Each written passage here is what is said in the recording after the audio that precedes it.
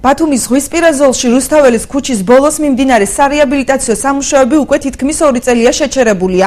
ნახევრად ღია მდგომარეობაში მიტოვებული სანიაღვრე არხი ანტისანიტარიის კერადაა აქცეული.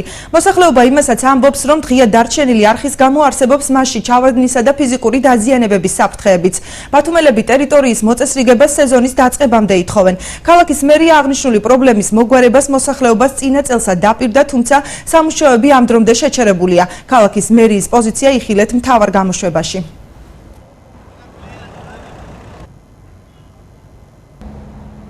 პრობლემა ახლა ერთი წელია ესეა. მკითხე რა, როდის იქნება მეთქი შაშა და ერთი სამთვეში ჩავაბარებთო და რა ვიცი, იმის მერე წელიწადი გავიცა. ან გართულებულია გადასვლა. რა თქმა უნდა, გართულებული და სუნიცა. თქმა უნდა, პრობლემები იქნება. აქ შესული ხალხი ზავდივარ გადასვლა გვიჭირს. ატალახებული აქაბრობა ატომღაც დაიწყეს კარგად და მე შეაჩერეს. რატომ შეაჩერეს არ ვიცი. ჩავარდნის საშუალება არის საფრთხე რა თქმა უნდა.